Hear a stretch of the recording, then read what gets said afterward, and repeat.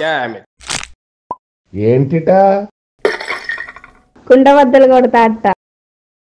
నమస్కారం, కుండబద్దల ప్రేక్షకులకి స్వాగతం. నేను గౌతమ్ కాటా. ఈ వీడియోలో నేను మీతో చెప్పాలనుకునే అంశం, పెహల్గాం ఉగ్రదాడికి ప్రతిగా పాకిస్తాన్ మీద యుద్ధం చేయాల్సిందే. భారతదేశంలో ఉన్న ప్రజలందరి నరాల్లోనూ పెళ్ళుబుక్కుతున్న ఆవేశం. మరి దానికి అనుకూలంగా మోడీ ఇంకా ఎటువంటి నిర్ణయం తీసుకోలేదు.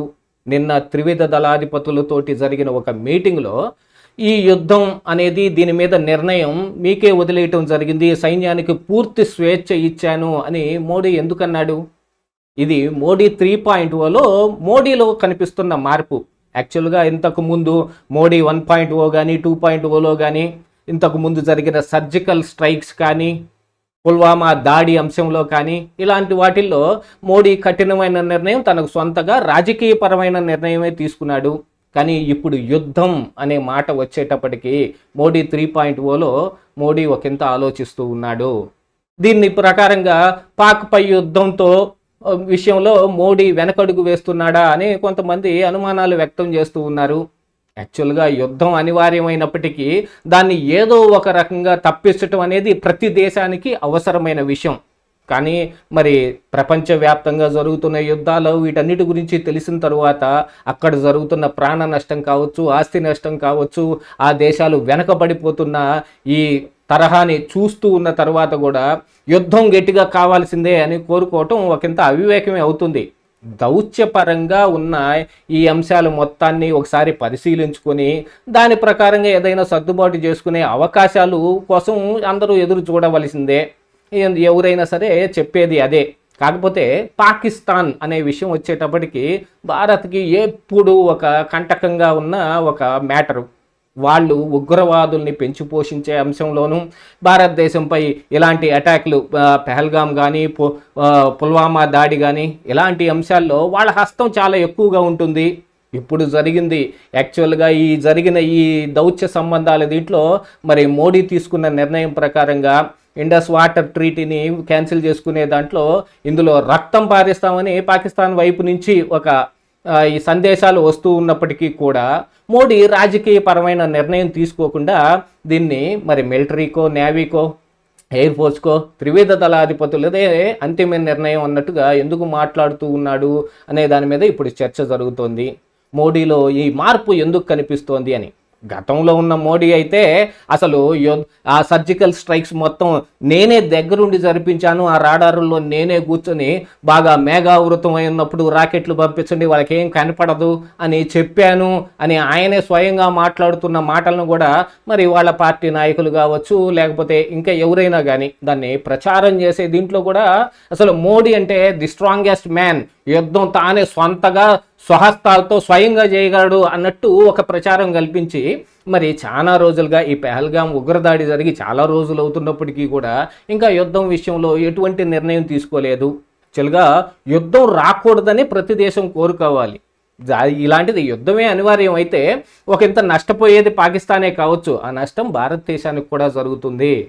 యాక్చువల్గా ఇప్పుడున్న పరిస్థితుల ప్రకారంగా అయితే పాకిస్తాన్ వైపు నుంచి కవ్వింపు చర్యలే ఉన్నాయి. ఎల్ఓసి వెంబటి ఈ కాల్పుల విరమణ ఒప్పందాన్ని ఉల్లంఘించి మరి రోజు రాత్రి ఏదో ఒక రకంగా కాల్పులు చేస్తూ వాళ్ళు కూడా కవ్వింపు చర్యలకే పాల్పడుతూ ఉన్నారు. అదేమంటే ఈ వాటర్ ట్రీటీని ఒకదాన్ని చూపించి దీని విషయమై మేము ఏదో చేస్తున్నాం అనే దానికి కానీ, పాకిస్తాన్లో ఉన్నవాళ్ళు ఒప్పుకుంటున్నప్పటికీ ఉగ్రవాదులను పెంచి పోషిస్తుంది మేమేనని చెబుతూ ఉన్నప్పటికీ వాళ్ళు పాకిస్తాన్తో యుద్ధం అనేటప్పటికీ మా దగ్గర అణ్వాస్త్రాలు ఉన్నాయి అని భయపెట్టే మాటలు కూడా మాట్లాడుతూ ఉన్నారు. అన్ని అణ్వాస్త్రాలని మేము భారత్ వైపే ఎక్కువ పెట్టున్నాము అనే దాన్ని కూడా చెబుతూ ఉంటే ఇప్పుడు అణ్వాస్త్రాలని భారత్ మీద ప్రయోగిస్తే అలాంటి ఒక దుర్ఘటనలు జరిగితే ఎవరికి ఎంత నష్టం అనేది తెలిసిందే. రష్యా ఉక్రెయిన్ల మధ్య జరిగిన దాడి, ఇంకా ఇప్పుడు జరుగుతున్న యుద్ధం ఇంకా సమస్య పోకుండా ఓ పెద్ద తలకాయ నొప్పిగా తయారైంది. దీంతో పాటుగా ఇక అగ్రదేశాలు అని చెప్పుకుంటున్న వాళ్ళు చైనా అయితే డైరెక్ట్గా అని చెప్పేసింది, మీరు దౌత్య సంబంధాలు తోటి లేకపోతే చర్చల ద్వారా తేల్చుకోండి, లేదు యుద్ధమే అనివార్యమైందంటే మేము పాకిస్తాన్కే మా ఓటు వేస్తాం, మేము పాకిస్తాన్ వైపే ఉంటాం అని ఒక మాట చెబుతూ ఉంటే, మరొక వైపు అమెరికా కూడా ఇదే మాటని చెబుతూ మేము భారత్ వైపు ఉంటాం అని వాళ్ళు కూడా చెప్పారు. కానీ ఇక్కడ తెర్చుకోవాల్సింది భారత్ పాకిస్తాన్ అని అంటే ఇక మరి వాళ్ళు చర్చలతో ఇలాంటివి సమస్య పోయేటట్టు చేసుకోవటం కానీ లేకపోతే దాని విషయమై చర్చించి ఒక రాజీ ఒప్పందాలు కుదుర్చుకున్నా కూడా దాన్ని అలాగనే కంటిన్యూ చేస్తారనే నమ్మకం కూడా ఏమీ లేదు. కాకపోయినా మరి ఇప్పుడు పాకిస్తాన్ మీద యుద్ధం అంటే భారత్కు కూడా ఎంతో కొంత నష్టం జరుగుతుంది. ఆ విషయాన్ని మోడీ గుర్తించిన తర్వాతే మరి ఇలాంటి ఒక సంఘటనని నిన్న జరిగిన మీటింగ్ ద్వారా త్రివిధ దళాధిపతులదే అంతిమ నిర్ణయం అనే దాంట్లో కూడా ఆయన క్రిస్టల్ క్లియర్గా చెప్పాడు. అంటే ఖచ్చితంగా మోడీలో మార్పు కనిపిస్తున్నట్టుగానే ఉంది. ఇది ఒక రకంగా అందరూ ఆశించాల్సిన అంశమే. ఇలాంటి మార్పు ఏదైనా జరిగితే అది ఖచ్చితంగా ఆహ్వానించాల్సిన విషయం కూడా. అసలు నిన్న జరిగిన మీటింగ్లో అసలు హైలైట్ పాయింట్స్ ఏంటి అనేది ఒకసారి చూస్తే, పెహల్గాం ఉగ్రదాడికి ప్రతిస్పందనపై నిర్ణయం భద్రతా బలగాలదే. అత్యున్నత స్థాయి సమావేశంలో ప్రధాని మోడీ వెల్లడి. త్రివిధ దళాధిపతులతోటి ఢిల్లీలో భేటీ. రక్షణ మంత్రి సిడిఎస్ జాతీయ భద్రతా సలహాదారు హాజరు. భారత్ పాక్ మధ్యవర్తిత్వానికి సిద్ధం. ఐరాస సెక్రటరీ జనరల్.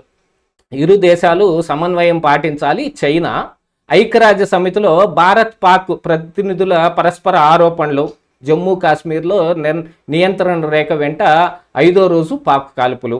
ఇందులో పాకిస్తాన్ గట్టిగా కవ్వింపు చర్యలే చేస్తుంది. అంటే భయపడిన వాళ్ళు గట్టిగా అరుస్తారు చూడండి, ఆ రకంగా పాకిస్తాన్ యొక్క వ్యవహార శైలి కనిపిస్తోంది. ఎక్కడ యుద్ధం చేసేస్తారో, యుద్ధానికి తెగబడి వచ్చేస్తుందో. అసలే మోడీ మామూలు వాడు కాదు. గతంలో జరిగిన సర్జికల్ స్ట్రైక్స్ కానీ వీటి వ్యవహారంలో కూడా అతను గట్టిగా నిర్ణయం తీసుకోగలిగినంత స్థాయిలోనే ఉన్నాడు అని భయాందోళనతో కూడిన ఇలాంటి కవ్వింపు చర్యలు, బెదిరింపు మాటలు మాట్లాడుతూ ఉన్నారు. కానీ భారత్ కూడా సంయమనం పాటించి ఇక్కడ అడుగు వేయటం అనేది చాలా ప్రశస్తమైన అంశం. కాకపోతే ఈ ఉగ్రవాదులు వీళ్ళందరూ గురించి మరి మిలిటరీ కూడా తీసిన సమాచారం ప్రకారంగా పాక్ ఆక్యుపైడ్ కాశ్మీర్లో ఉన్న ఈ శిబిరాలను కానీ అందులో దాక్కుని ఉన్న ఒక 100-120 దాకా ఉన్న ఈ పాకిస్తాన్ ప్రేరేపిత ఉగ్రవాదుల్ని కానీ ఐడెంటిఫై చేయటం కానీ వీటన్నిటి విషయంలో మరి మిలిటరీ కూడా ఖచ్చితమైన సమాచారాన్ని దానికి కావలసిన ప్లాన్ని కూడా సిద్ధపరిచి మరి రక్షణ శాఖ మంత్రితోటి వాళ్ళు చర్చించటం కూడా జరిగింది. పాకిస్తాన్ పైన డైరెక్ట్గా యుద్ధం చేయకపోయినప్పటికీ ఈ ఉగ్రవాదులను మట్టుబెట్టడానికి ఖచ్చితంగా సర్జికల్ స్ట్రైక్ చేసి తీరాల్సిందే. మరి ఆ విషయంలో కూడా మోడీ ఇంకా ఏమి నిర్ణయం తీసుకోలేదు ఎందుకని అనే దాని మీద ఎలాంటి అనుమానాలు వస్తూ ఉన్నాయి. కాకపోతే ఇప్పుడు మోడీ రాజకీయపరమైన నిర్ణయం తీసుకొని మరి ఇతర దేశాలతోటి, అమెరికా అంటే మరి భారత్ వైపు నుంచి ఉంటానన్నప్పటికీ మరి చైనా లాంటి వాళ్ళు పాకిస్తాన్ తోటి అసలు యుద్ధం అవసరం లేదు అనుకునే కొన్ని దేశాలు కానీ వీళ్ళందరూ కూడా ఇప్పుడు ఈ భారత్ ముందడుగు వేసి పాకిస్తాన్తో యుద్ధంకి వెళ్ళింది అని అంటే మన మీద ఆంక్షలు విధించే విషయంలో కానీ ఇప్పుడు భారత్ ఒకంత నిర్ణయం తీసుకోవటంలో జాప్యం చేస్తోంది అనేది మాత్రం కనిపిస్తోంది. కానీ మోడీ తీసుకునే ఇలాంటి ఒక నిర్ణయం ద్వారా దౌత్య సంబంధాలని ఏదైనా మెరుగుపరుచుకునే అవకాశానికి ఇంకా ఎదురు చూస్తున్నట్టుగానే కనిపిస్తోంది. ఆ తర్వాత చూస్తే పాక్ తోటి యుద్ధం అనంటే ఖచ్చితంగా భారత్ సిద్ధంగానే ఉంటుంది. కానీ ఉన్న విషయాలు మొత్తాన్ని దౌత్యపరంగా కానీ మిగతా అన్ని రకాలుగా ఉన్న వీటన్నిటిని సార్ట్ అవుట్ చేసుకున్న తర్వాతే అంతిమ లక్ష్యంగానే యుద్ధం ఉండాలి ఏ రోజైనా కానీ అనే దాన్ని ఈ రోజున మోడీ ఆలోచిస్తున్నాడు. ఇది ఖచ్చితంగా ఆహ్వానించదగ్గ విషయం. ఇదే ఈరోజు కుండబద్దలు.